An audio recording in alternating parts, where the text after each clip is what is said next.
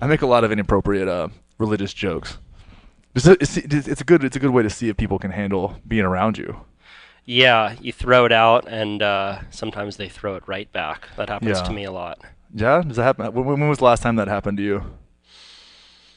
Uh, I was pretty much whenever I bring up the book Sex at Dawn in a group, there's this noticeable frequency that shifts in the room where some people get really curious and some people get really combative and start frantically looking at their phones.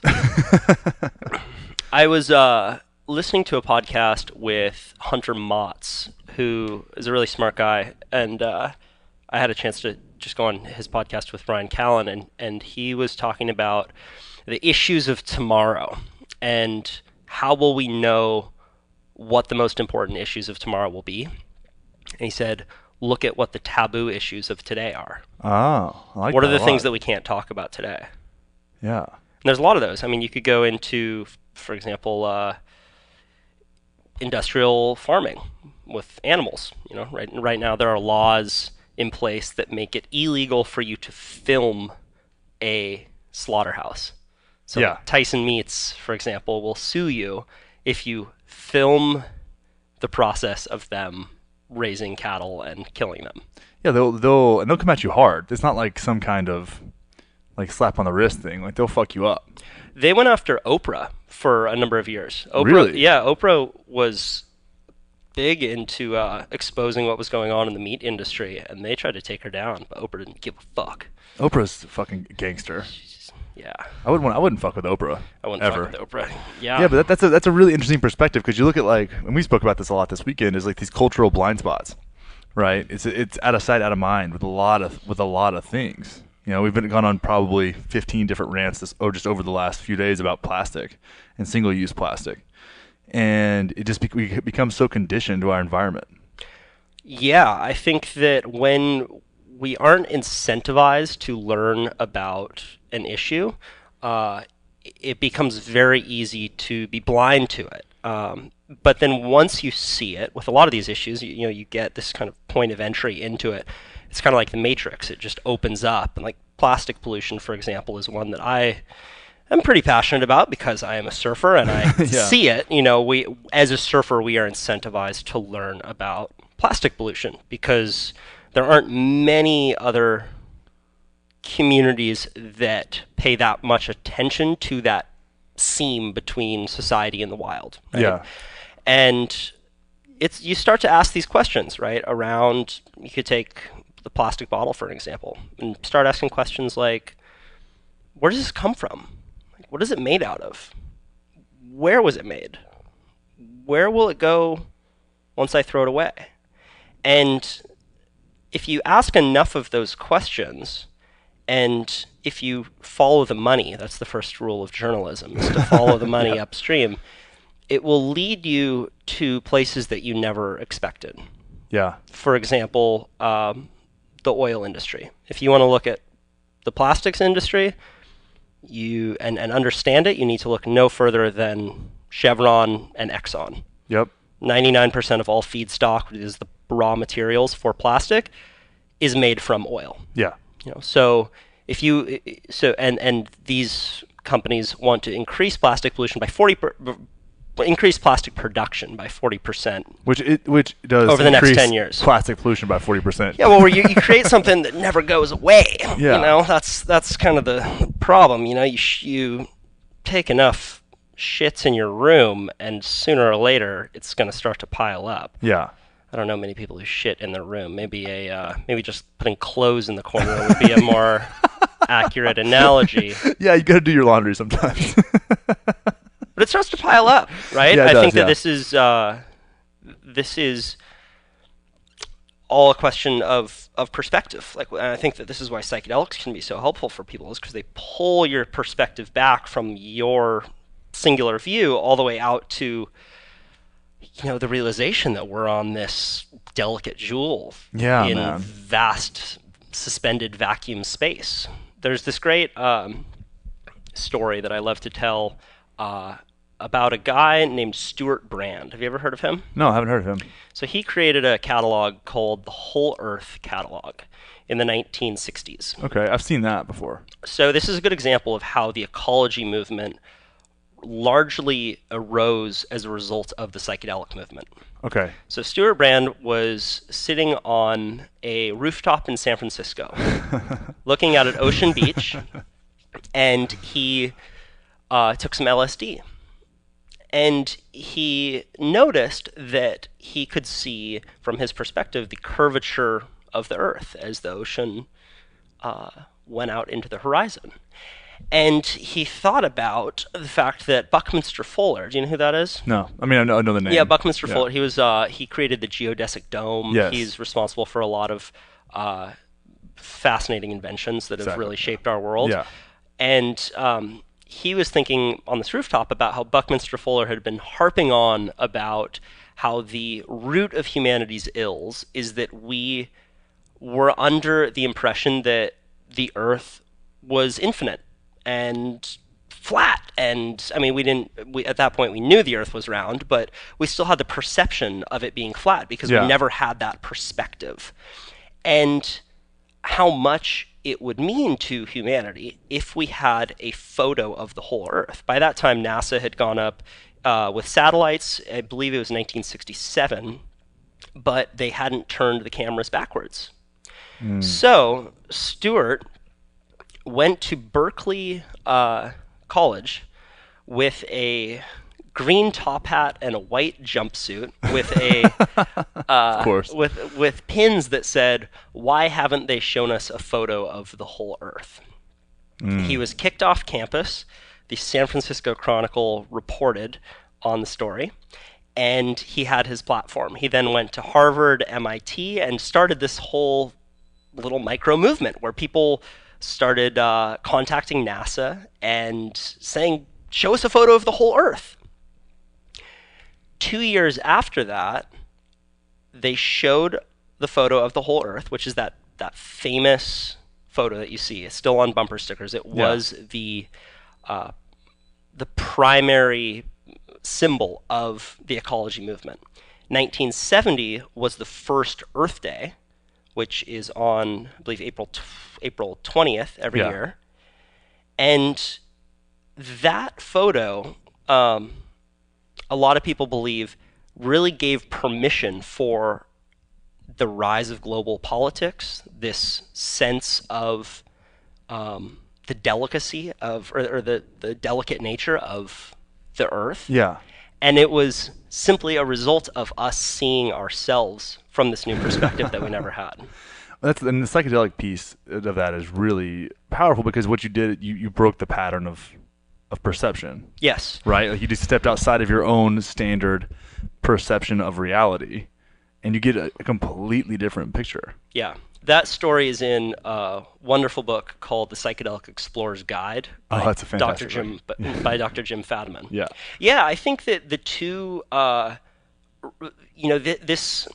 recording this out in Austin, Texas right now, and I had the chance to just go on the On It podcast and kind of explore this world that is very much far away from this California surfer. And I think that how big change happens is a result of different worlds having idea sex. I think that a lot of the solutions that any given movement is trying to solve have probably already been solved in a different industry. Yeah. And if you can marry those two, if I can talk about, let's say the ecology movement or surfing or fucking blue whales to some guys who are working out On It, like this kind of idea sex can happen. Yeah. I was talking to some of those guys about an idea that I mentioned to you about getting On It to really take a stance on psychedelics. Yeah. Like imagine the headline, On It joins the fight to legalize psychedelics. So the reason that I thought of that is because my main sponsor, Patagonia, recently launched a program called Patagonia Action Works, which allows people in their community to type in their zip code, and it connects them with organizations working on any given topic that they're interested in. Yeah. So they basically serve as this dating site, basically, Yeah. to It's like Match.com to for get environmentalists. people, Yeah. to get people off of their asses and into town hall meetings. Well, isn't there a big piece of that that's kind of this decision paralysis, right? It's like, well, I want to do something, but I don't know what or how, or you just end up in complete inaction because there's nothing. Like, what am I going to do? Yeah. You know, like, what is the? And I think one thing that really gets missed is like the small things that can be done daily, Yeah. right? Just the little shifts, understanding that your behavior has really just been patterned by your experience, right? So there's blind spots in your day to day that you just haven't. That's why they're blind spots. You haven't seen them, and if you can take a step back and really observe yourself and create this observer state of your actions and see where your beliefs lie, understand what your values are, right? Just in general, and especially when it comes to the way we interact with the environment. So you can really start to be inquisitive of yourself and what the role you're playing in that entire ecosystem, and then you can start making small shifts. And then when it was something like that, like a hub of people or a hub where you can then be connected to the movements that really resonate with you. Because at the end of the day, like you resonate with plastic so well because you're a surfer, like you're in the water.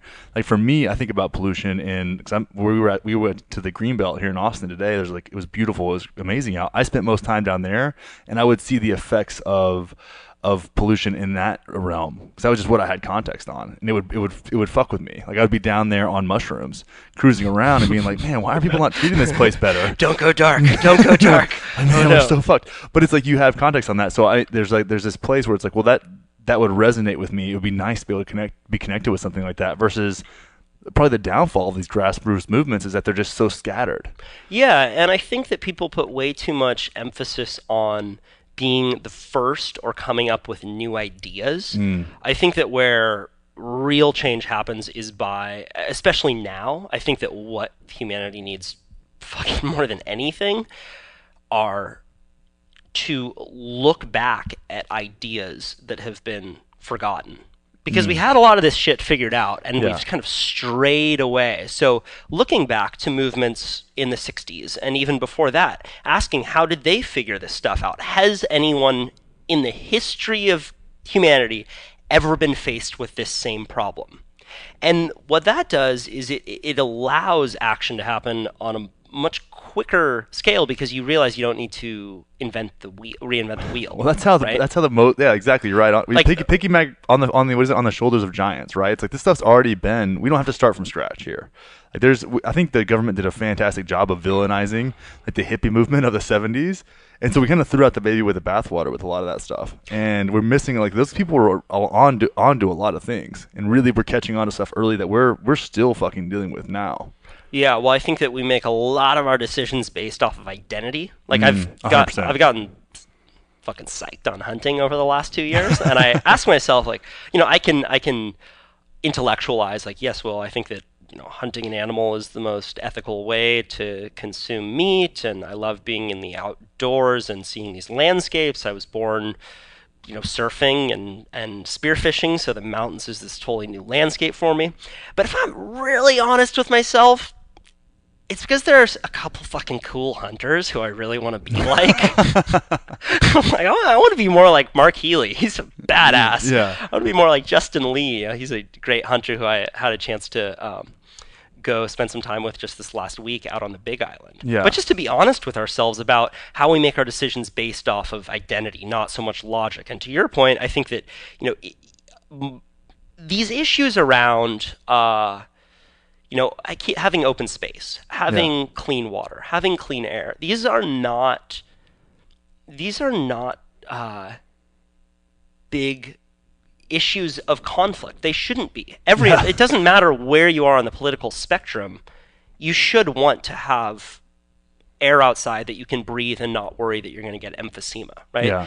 But what happens is that a lot of these companies that really benefit from environmental laws being lax will create campaigns to make it seem like it's a really contentious issue. They'll create campaigns to make it seem like the science is unresolved on this. Yeah. And what that does is it creates this paralysis where you're trying to learn about the issue of like, hey, is plastic really that bad? Like, is there really an island in the middle of the Pacific full of plastic?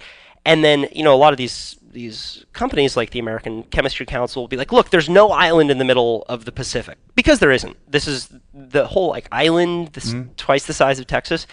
What they're talking about is a gyre. It's a big swirling toilet bowl. It's naturally occurring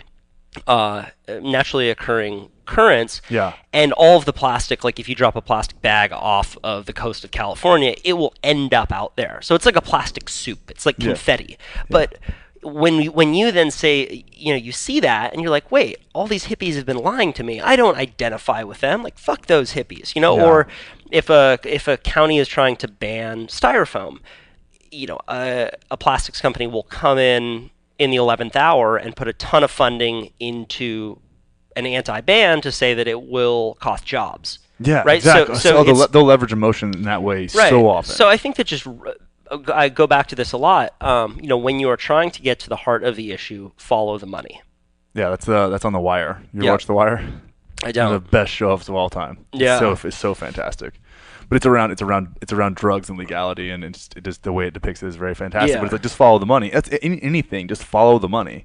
Politics, like it's environmental issues. Like, it's just look where that goes. Yeah. And what's going on, and the way that they leverage. And when I say they, I don't even know who the fuck I'm talking about. Right? That's how disconnected I am from. Like, all of us are from what's actually happening. But it's just it plants a seed of doubt, and then again creates inaction. And I think the funny thing is, like, even like I was talking about earlier, where we're conditioned by a lot of our experience in life, and it's almost like we forget that that's reality, and that we will always adjust. Like, we're extremely adaptable beings. So whenever Austin's like, fuck plastic bags in grocery stores, it's illegal now, and you have to bring your own bags, or you have to like pay 15 cents. That's not a big deal. Like, it wasn't a big deal at all. Okay, so you pay 15 cents for a bag. It incentivized you based upon your value system to participate in a healthier way for the world. Yeah. And everybody adjusted. It wasn't no big deal, right? And it's like that. By making that decision in a year, no one will give a shit. Like, no one will be like, no one's like, oh man, I really wish I still had plastic bags at Walmart. Like, no, you just won't. And that's okay. And then your behavior adjusts just like it does. You can do that for the positive. You can do that for the negative. And it's like, it is really, really interesting to see how we forget. It's this unconscious flow of life, and we don't tap back into the fact that we're extremely flexible. And if I decided I want to go live in a van in 3 months, that's just the way I live, and it would not be that big of a difference, because that's what humans do. That's why we exist now. We've been able to adapt to so many different environments. Yeah, I think about that a lot in regards to who I spend my time with. Fuck yes. I find that I hang out with some people, and I'm just like, man, for the last 2 hours, we've just been talking shit about other people. Like, damn, I do that a lot when I'm around you. It is amazing how, as you said, flexible we are, and how quickly we can rise to the occasion when we're around people who will really push us. And a lot of the times, like, it sucks to be around people who are way better than you at shit, because it makes you feel like a fucking blumbering Neanderthal. I was out on the Big Island, as I said, with this guy, Justin Lee, who's a badass. He's a top 10 spear fisherman in the world, dives down to 200 feet and shoots these massive fish. He has been bow hunting since he was a little kid, and just walking through nature with him made me feel like I could barely stand. I felt like a 2-year-old again. Everything from the way that he walks with flat feet to not dig up any of the gravel. So you walk with flat feet, so you don't have the to his ability to sense the wind. And it's this whole other language that he knows how to speak. And I was hanging with him for 5 days, and I was like, God, I fucking suck.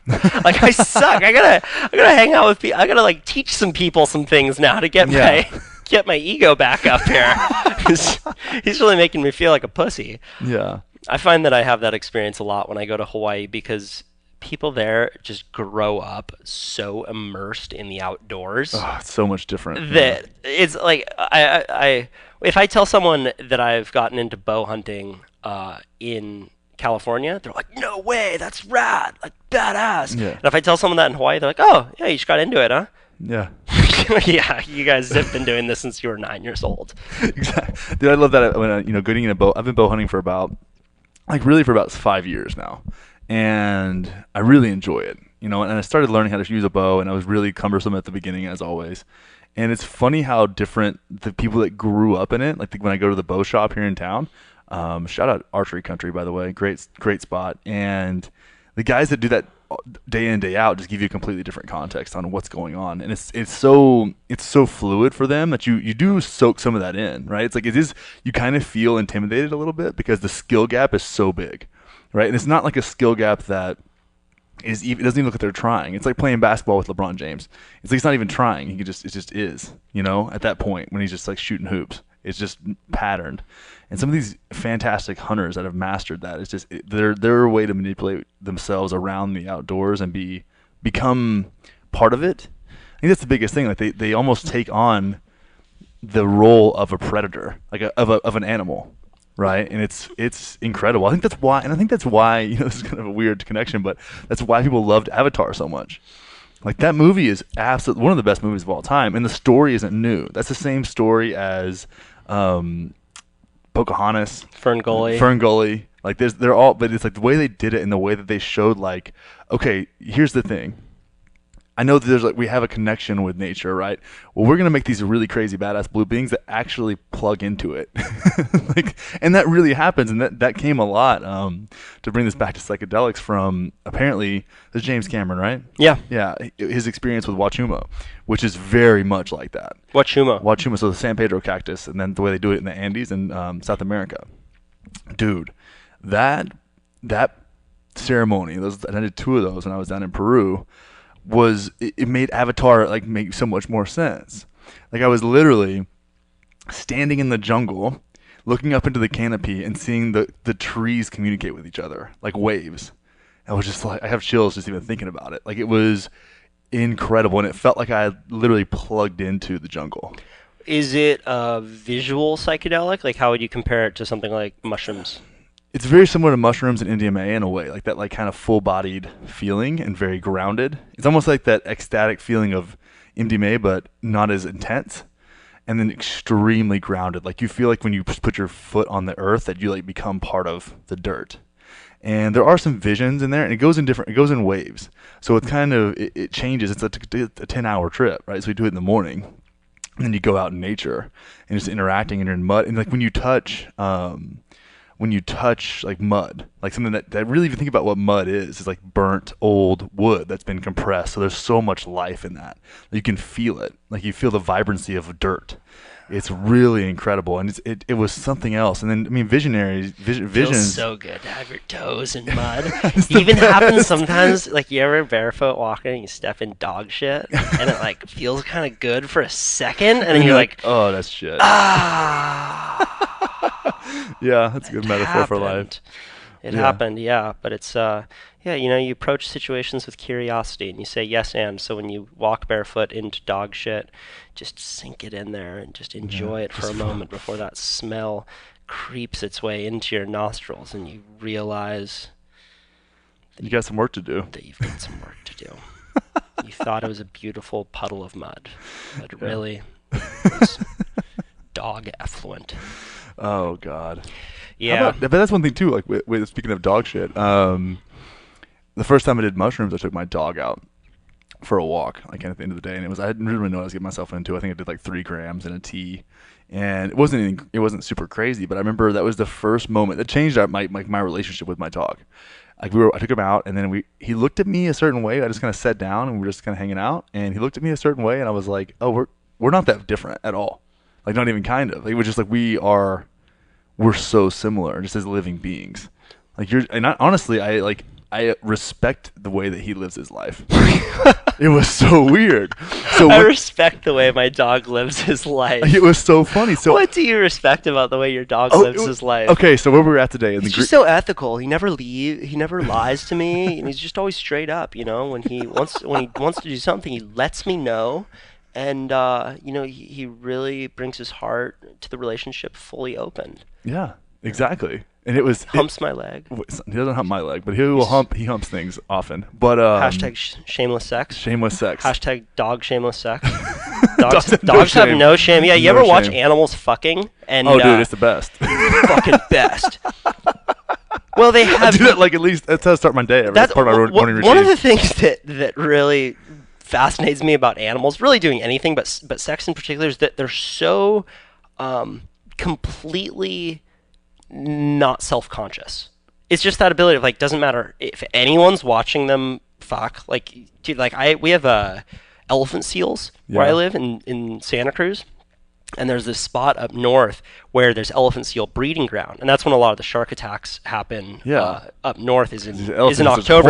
Horny and distracted. And these things are massive animals. I mean, if people haven't seen, it's like 3 seals put into one with a massive, like, it's an elephant trunk. Yeah. And these fucking things they look like they can't move, right? Yeah. But if you see them get going, they do the worm, and they fucking fight each other. Like the bulls have all these scars on their necks because they have harems. And dude, like I went down one time when they were breeding, and I saw some of them fucking, and I was like, "Whew, man!" There's just no doubt. They have no self-doubt in the way that, like, even if you're a confident guy trying to fuck, you're like, there's still that little piece of like trying. Yeah. Animals have that pure energy. You ever watch Lions? No. Joe Rogan has a great bit though about Jesus lions Christ. fucking. It's wild. Like it's loud. Yeah. It's like, well, I had a lioness vision on ayahuasca too. A lioness and a jaguar vision on Wachuma. Don't a lot of people have jaguar visions in the jungle? Yeah. On psychedelics. Yeah, it was my like spirit animal vision for spirit animal meditation first, and then into like that was just like the resounding theme the whole time, and that was like the end of that night after the jungle. I was like, I told a story on the podcast before, but I was at this ceremonial table at the head of it with my hands on it, like seeing energy go into the table, and then a lioness and a jaguar come out of my body and like walk down the table. It's just like this 1 foot thick granite table with skulls on it. It's fucking incredible. Like these old artifacts from the Peruvian culture, and they walk and then turn into one big cat and then walk into my chest. I was like, awesome. That was the coolest vision ever. That's wild. Yeah, it is wild. But yeah, dude, animals. You know what's funny? I was thinking about this the other day. It's like when you're young, you know, when you start to like become a sexual being, and so a lot of your context on sexuality is cartoons. I'm still waiting for that to happen. Oh yeah. I'm hoping I'll become a sexual being next year. You're getting there, man. I've been watching. You're in the right circles. I hang out with elephant seals all the time, hoping that their juju will rub off on me. But still, I think you're just trying to soak up those vibes. No pubes down there. Never happened for me. Really? That'd be so interesting. Yeah, apparently it happens to like 6% of the population. Are you serious? Just never hit puberty. No. I thought you meant 6% of the population just doesn't have pubes. No, I don't know about that. I know that there are people who are born without hair. If anybody knows that, about like not having like a no pube disorder, like hit us up. Yeah. I want to know. I wonder what that would do. Yeah. I wonder like what I mean, pubic hair probably has some sort. There's probably a reason for it, right? Like the pheromones. So. You know about the dirty T-shirt test? Yeah, I've heard about that. Yeah. So it's go into it though. So women can smell dirty T-shirts of men, and they can tell who they are biologically adapted to breed with. Mm-hmm. Which makes sense, right? That you would be evolutionarily programmed to know what smells good for you and what will create healthy offspring. However, if women use birth control, they lose that ability to smell the dirty T-shirt. Birth control is a problem, man. I really do have an issue with like how normalized that is. I mean, I guess it makes. I mean, it makes a ton of sense, but it is extremely normalized for like young girls. For all kinds of reasons. It's like, man, I don't know. I guess getting knocked up isn't that fun either. But we put a lot of the burden on women to deal with that shit. Yeah, it's not really fair. I don't know what else we could do because condoms are awful, but.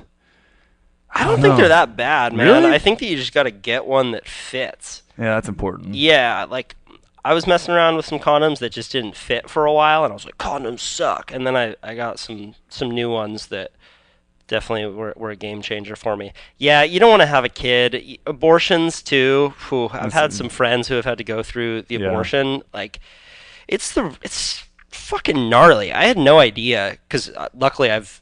Knock on wood, never gotten anyone pregnant, but a friend a friend of mine got pregnant, and the dude didn't like help her out, didn't go to the clinic with her, and she had to stay at our house for the days after when she was taking the pills. Yeah. And it's you get sick. Like, Yeah. she was vomiting and shaking. It's like a 2 or 3 day ordeal. Fuck, man. And yeah, it's no joke. It's not just like, oh yeah, pop it in, pop it out. But yeah, that's we're talking about what are the taboo issues, the issues that we don't talk about. Yeah. John Oliver just did a great episode in a show a couple weeks ago about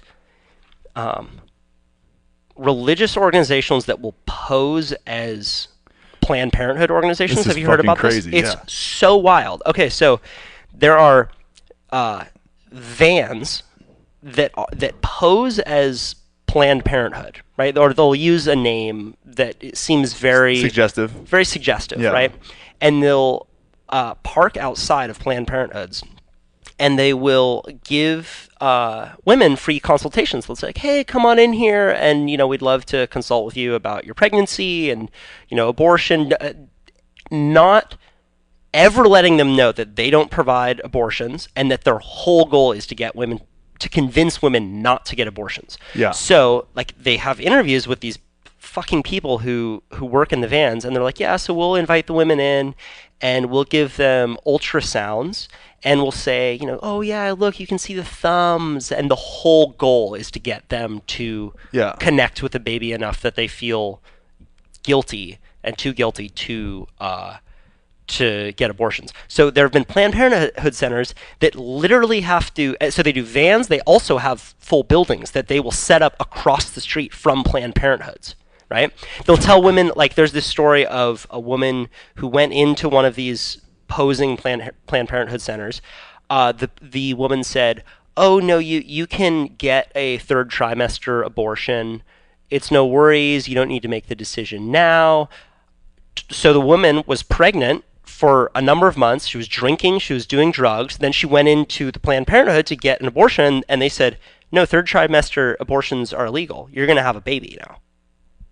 Fuck, man. Fuck. That's so... Dude. So Planned Parenthoods now... What? Certain Planned Parenthoods have had to paint their walkways gold to let people know that we're the Planned Parenthood with the gold walkway out front. Don't be mistaken for the one across the street that is only there to try and get you to not get an abortion. Dude, and that's how religious organizations fucking how are they? I don't even understand how they're really able to do this kind of shit.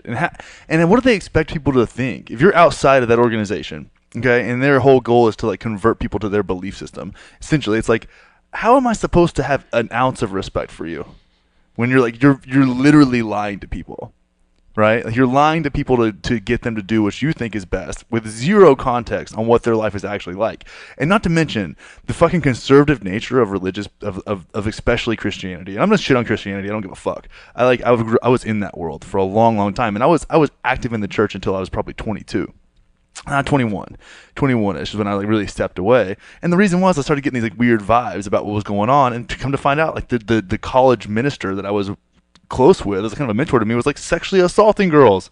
And it was like this guy was like the model of what was supposed to be, and like didn't have sex with his wife till he was married. I'm like, yeah. And I kind of feel bad for him because he got put in this fucked situation where he's like completely desexualized as a human being, and it comes out in this toxic, weird expression that's not fair or healthy for literally anyone.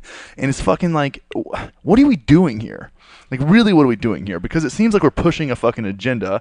And then when it comes to the conservative nature of those people that run those organizations, those are the same people that don't want to support, like, the entitlements for these people right. who they're having. And it's like, dude, you're convincing poor people who aren't capable of taking care of a child, which is mostly people who are getting abortions, right? It's not like some girl who's ashamed that her parents are going to get mad that's like 17. That's the vast majority, and that's what they make these fucking dumbass PSAs out of. But at the end of the day, it's like you're convincing people to have children that they can't take care of. That means, you know what? It should be your fucking responsibility to take care of them then. Really, if you don't want to, like, then that's your tax money, motherfucker. Because at the end of the day, it's like, that's why crime rates are super fucking high, because people aren't adept to having kids. Again, I'll bring up The Wire. It's like you see it that The Wire was the number one like empathy development for essentially systemic racism and my understanding of it, because it's not what they base that show on isn't fucking fiction.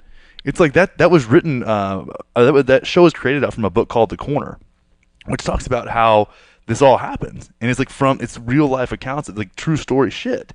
And you look at The Wire, and it's like this one kid Wallace, and if anybody out there listens has watched the show, you know exactly what I'm talking about. But his parents are fucking junkies. He has like 6 brothers and sisters. What the hell else is this kid gonna do? He can't go to school for 6 hours a day. He's selling drugs because his brothers and sisters need to survive so they can go to school. And this kid ends up getting shot, and you're like, God, fuck, man, like I have no idea what it's like to have to escape that. And then you're going to influence people that live in that world's decisions based upon your value system, motherfucker. Like, get the fuck away from me. Like, I can't obviously, I get a little bit fired up. I love it. Preach, brother, preach. But it's like, fuck off, man. I don't have time for this shit. You know, it's like, give me something real. Give me something real. Like, I go to church with my mom sometimes, or I used to, and I fucking can't handle it anymore. And it's like, you got these kids up here who are extremely privileged, 100% white. There are no black people in this church, not one. Okay, and then they're singing about, okay, so there are some fantastic teachings from Jesus. Fantastic. One of the best teachers of our time, and I'll stand up for that till I'm blue in the face. They don't sing about that shit, though. What they sing about is fucking hocus pocus magic shit, right? It's like, it came from heaven to earth to show us the way, died on the cross, resurrection shit, right? Which may or may not have actually happened. He may or may not have walked on water, but who fucking cares? Because the teachings hold up regardless, because they're really fucking similar to every other spiritual practice ever. Taoism, Buddhism, like it doesn't, they all have, there's these common pillars in all of them that really resonate, and you have to attach all of your fucking emotional bullshit to it to make yourself feel valuable. Like, go fuck yourself. That's how I feel about Christianity. Sorry. There's a wild fucking rant. That was a great rant. There's a wild scene in that John Oliver piece at the end where there's the woman who's the director of the whole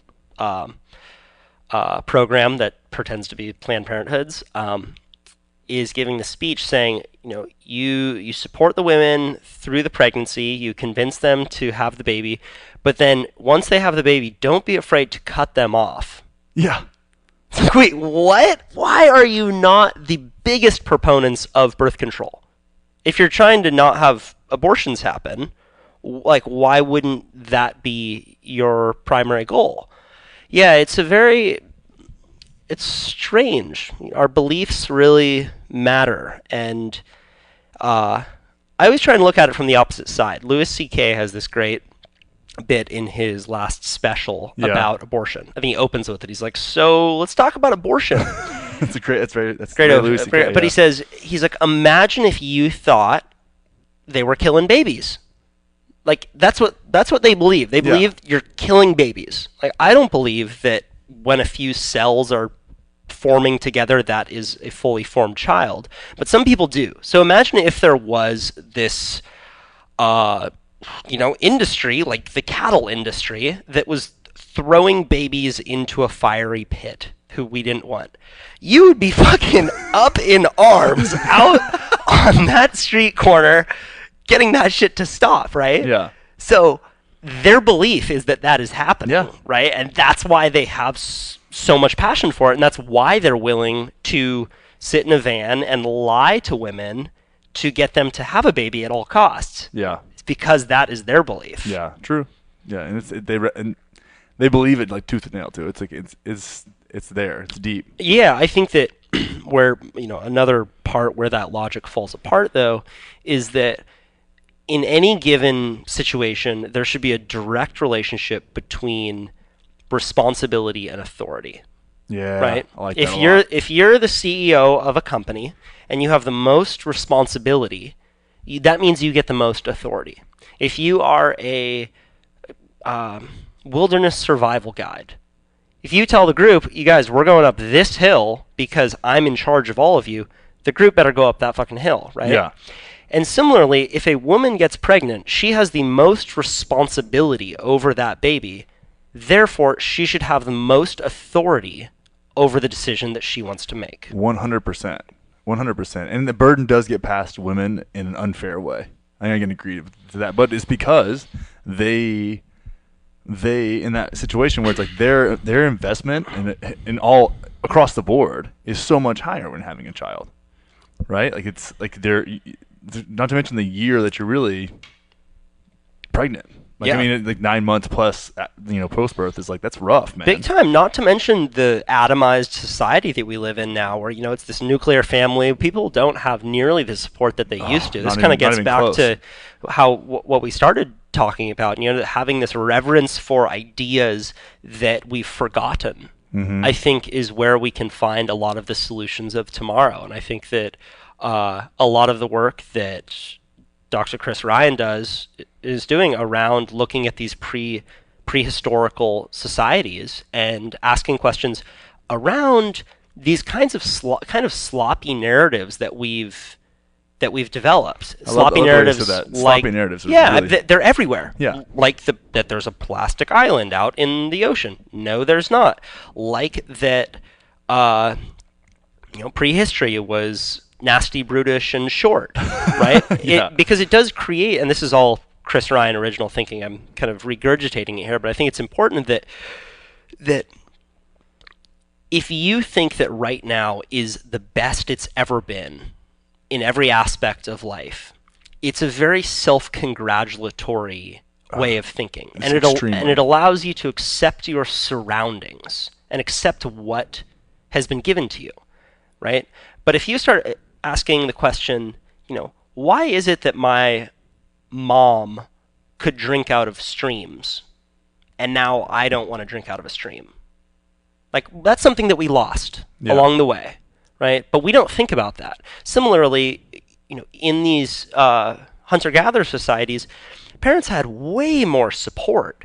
They were living in these kinds of like communes where the responsibility to raise a child was very much spread out. Yeah. And dude, if I have kids, that's the way I want to do it. Same, 100%. And then they get so much more because you get so much more context on life. Yeah. And life experiences. Like that's where learning happens is via connection most of the time, right? Like somebody else has a completely different perspective and views the world through a completely different lens than you, but is well intentioned and embodies himself well. Like that's a fantastic teacher. Sure. Just based upon diversity. Yeah, you can use the microbiome as a metaphor for that, right? Very much we so, are yeah. now trying to replicate the microbiome of the Hadza people, these people that live out in the Amazon jungle, Yeah. and their microbiome is so much more diverse because they don't have babies that are born in sterile clinics. Yeah. They have babies that are eating dirt and connecting with all these different people, and they're eating meat that's been cooked over a fire. And this is another issue that is coming to light now around babies that have been C-sectioned. Do you know about this? Yeah. So I was a C-section too. Right. So when a baby comes out of the vagina, they get inoculated with the vaginal floor. Yep. Which supports the diversity of their microbiome. So a lot of these illnesses that people get later on may be a result of having a microbiome that's not diverse enough. So I think that was a wild tangent. I don't know how we kind of got back to that, but I think that diversity, I think surrounding yourself with a bunch of different kinds of people, I think that if you're trying to solve a problem, look at a different industry and see if maybe they've solved that problem before. And we're pretty, as you said, we're adaptable. Yeah, we figure stuff out when the option is there for us, and we are very good at rising to the occasion when we know it's possible. Yeah. 100%, man. Really well said. And I think, I think about life in kind of forms of experience, right? So your past up to your present, and the way you expression, the way you bring yourself to the world, right? And if you can accept the fact that you didn't choose your parents and you didn't choose your kindergarten, so you really selected your friends from a pre-selected group of people that also didn't choose to be there, right? So that a lot of your conditioning as a human being comes from your origin that you didn't really choose. And we can say, like, maybe in a super woo-woo way that your soul chose this life for some reason and all that. Like, that's a fun idea as well. I fucking hate those people. but barring that, it's like, okay, well, I'm here and I've been conditioned. So for me to open up the boundaries of my experience gives me a tremendous amount of context that I can then take forward into my life, and I can have more freedom of decision making because I have more checkpoints with myself. Right? I've seen how someone else does something, and I've really set aside judgment, set aside blame, set aside fear a lot of times, and broadened my boundaries of experience, and just seen what could be possible. And I think the reason that I see that so clearly is because I came from such a small Texas town that was extremely closed-minded. Where I go back and it's like, dude, my family drinks out of almost exclusively plastic, like single-use plastic bottles, without even thinking about it. Like, it makes me cringe. I'm like, bro, there's like glasses right there. Like, you have clean water. Right? What are you doing? And it's not even like it's not even like they're drinking Fiji water. It's like Nestle, whatever the fuck, like tap water in bottles. Fiji's not the best either. I mean, the whole. You get what I'm saying, though. Yeah, it's like, I do. It's like cases of water from Sam's. Sure. Yeah, I mean, it's wild. The way that you can sum up plastic pollution and really the materials economy is very simple, and it's done beautifully in this film called The Story of Stuff. And in it, this woman named Annie Leonard explains that right now we are operating on a linear system in a finite planet. So the way that you get your stuff is from extraction to production to distribution to consumption to disposal, right? So this is a linear system that all of your stuff operates in this line, right? Yeah. And we're on this little delicate jewel in vast suspended space, and sooner or later it's all going to fill up. And I think this solution is to just look at nature and see how they do it, because they waste very little. Yeah, dude. So in day-to-day life, and this leaves people with something here, because it's something that I'm getting more and more fired up about it. As every video you show me, I'm like, fuck, I gotta do something about this. I get more passionate about it. But what are some kind of small changes, like some habits that we can make that will, in some point, as we've discussed, like go unnoticed by you because they become so natural, that can make a shift in their own life? And I think there's a part of this where you look at brain chemistry where it's like you feel like you're doing something that fucking matters. Like, there's a dopamine response to that. Like, there really is like reward chemistry in your brain that aligns with taking positive steps, right? Yeah, I think that first and foremost, it's important to recognize that transparency enriches our lives, right? It is not a burden to bring your own cup to get coffee. It actually enriches your life to understand the way the world works a little bit more. So that, I think, is a good thing to remember when you are making these decisions, right? Is that you're learning about the world, and that's pretty cool. Yeah. You know, if you can follow these stories upstream, it leads to a better life, and it does feel, I think, on a dopamine level, on a way that we are wired level, like it feels good to connect with other people and figure shit out. Yeah. I think it's important to remember that you don't need to change the world. Try and change your block. Yeah. I think that some people that I really respect that are doing good work. I'll give you an example of a guy. There's a guy who I've had on my podcast a couple times named Randy Garrett, and he's a math teacher. He teaches oceanography. He's a badass spear fisherman and surfer, and he leads probably the best life out of anyone I've ever met. Yeah. Like, he just found some shit that he's really into, and he does it. He goes and spearfishes. He is constantly has community dinners. I think that so let's just use his life as someone who makes these decisions, and I think that if everyone was a little more like Randy Garrett, the world would be a way better place. He has people over to his house all the time. I think that that's first and foremost. Like, I don't know what the issues are that your community's facing, but if you get a bunch of people in a room and even just set that as a quick prompt, like, hey, you guys, what are some things that we should figure out? Maybe it's homelessness or the meth epidemic. Yeah. And then getting an expert in the room saying, hey, you want to come over for dinner? We'd love to learn about this issue. And just educating yourself on it with a few friends. I think, another thing that he and a number of people who I see really take action do is they make themselves accountable to other people. They don't just try and take it on alone. Because if you try and take something on alone, you're going to fall off because you have no one that's that's holding you to the standard. It's like going and working out with a buddy. Yeah. If the buddy's like, hey, I'm going to be at your house at 7 a.m., you better show the fuck up. Yeah. You're way more likely to do it. So I think Yep. that if you're taking on any issue, do it with a buddy or a group of friends and be accountable to each other. This is the way that Martin Luther King got so many people out to his I Have a Dream speech. You think about like pre-internet, how the fuck did he organize that many people to go out there? Yeah. He did it through churches. He did it by getting people in these spaces of community, and there was this accountability system that was created. I think that probably the points of leverage that people can make on issues that really matter are with our money, where we spend our money. If you spend money at a local business, I forget the exact numbers. I had this at one point, but that money will circulate in your community something like 15 times more than Yeah. if you buy from a big box store. Yeah. So your money, when your money leaves your hands, it doesn't just end there. Yeah. Follow that stream. Where is your money going to go? So if you're buying from a big box store, chances are it's going to get sucked out of your community and go into the coffers of their corporation.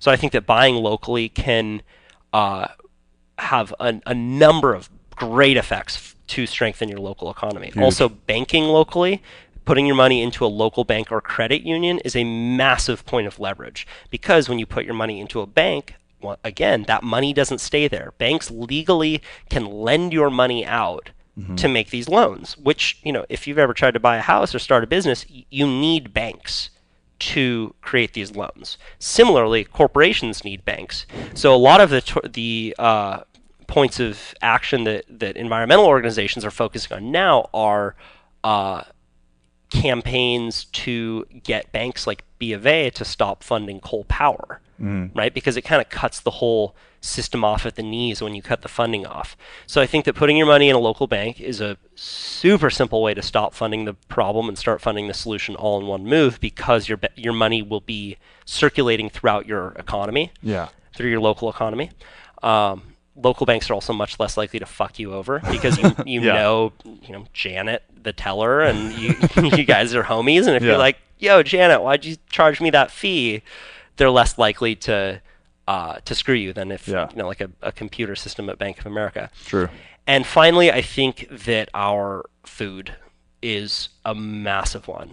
How you eat, if you can dig up your lawn and put a garden in, that is one of the most bold steps as an activist that anyone can take. I love that, man. Because once again, where you buy your food, where it travels from to get to you, involves the whole materials economy, right? So the more that you can buy locally, eat local food, have people over for some good beer, and have those conversations happen, you will start to see change happen very quickly. I love that, man. Thank you so much for that fucking epic rant of action. And I think you're spot on there. I think the change through connection is so impactful and just so fulfilling. Yeah. And then I mentioned this before, but like, let's say you get someone over to your house who for one of these dinners who owns a company. And then you start talking about the issue, and they say, like, you know what? Yeah, we should phase out styrofoam from our packaging. And then all of a sudden, you didn't just save one styrofoam package; you saved everyone from that point on. So I think that when we can influence companies, and if we know people who are owners of companies, owners of businesses, then that's another really cool point of leverage change. Man, you're onto something here, brother. Thank you. I shit. appreciate the conversation. dude. You're one thoughtful dude, and I always enjoy Back at speaking you, with you. man. Yeah, it's always a good time. And so where can everybody find you at? This easy. What's your website? Me? Yeah. GetTheRealness.com. Go to gettherealness.com and click my episode there, and I'm easy to find on the internet. All right, man. That is our show, everybody. That is it. It is it. Kyle is a fucking G. Love this dude. Such an awesome guy. Super grateful to get to spend some time with him over the weekend. We got in the river. We got out and just got grounded. We're just out there, just doing it. I want to let you guys know one thing that has happened this week this week. If you're listening to this in real time, it's happened this week, and that is the launch of the Intention Journal. Guys, I've been working on this journal for a while. Maybe you've seen me put out the free PDF just to see if everybody would love it. Everybody loved it. So we made a a paperback journal, and it's available at gettherealness.com. You can go to gettherealness.com, click on Intention Journal, and you'll see a little breakdown of what it is. We're asking 3 simple questions in the journal that can help you find a little bit more clarity and more confidence in the decisions that you're making and help you to just create action that's aligned with yourself. This is not something that's got a lot of questions or asking you to check a bunch of boxes or anything like that. My intention with this was to just give a little guidance and keep it open-ended, right? Just let you have some freedom with it, with a little bit of nudging in a direction that I believe can be impactful. And I think we've done that. We've had a lot of success. People just loving this thing. I've been getting people sliding in my Instagram DMs with photos of their Amazon packages being ripped open. I'm super stoked about it. It's been incredible. You can either search Intention Journal, and you'll see the one that's off-white with a big diamond on the front. It says Intention Journal on Amazon. So everything's done through Amazon. Or you can go to gettherealness.com, click on Intention Journal, and you'll see that there as well. And you can, again, that'll go right through Amazon. So if you use Amazon, all your shipping, payment information is already there. You don't have to worry about any of that shit. Just go to gettherealness.com, click on Intention Journal, and you'll see the Buy on Amazon button and a little bit more information and some beautiful photos, also done by me. Guys, one other thing you'll find at gettherealness.com that I want to bring up as I'm just shamelessly promoting all the things that I do right now is the Realness Retreat. Guys, August 10th through the 12th in West Austin, Texas Hill Country. We are doing a retreat. We're opening it up to 12 people. I think we have 8 spots full already, so there's a handful of spots left. Get your ass in there. What you got to do to get registered is to go to gettherealness.com, click on Realness Retreat, hit that form on the bottom. So before we do anything, there's no commitment. That's just getting you on the list to get more information and letting us know that you are interested in any form or fashion. Gettherealness.com, Realness Retreat. Fill out the form. We will get with you ASAP after that, and we will see where you're at, what you're doing, how you're feeling, and we'll give you some more details on what is going on with the retreat as far as the itinerary. The retreat is happening with Kirsten Asher. She is a fucking awesome woman. If you have not heard the podcast with her, go find it. I think it's called Life's a Dance, which is a really cute name for an episode. All right, guys, that's it for me. I love all of you so much. Thanks for hanging out. Thanks for all the kind reviews. I think we're at 220 reviews now. Damn, we're just blowing up out there. Doing the thing. Keep doing what you're doing. Living the fuck out of life. We will see y'all next time. Peace out.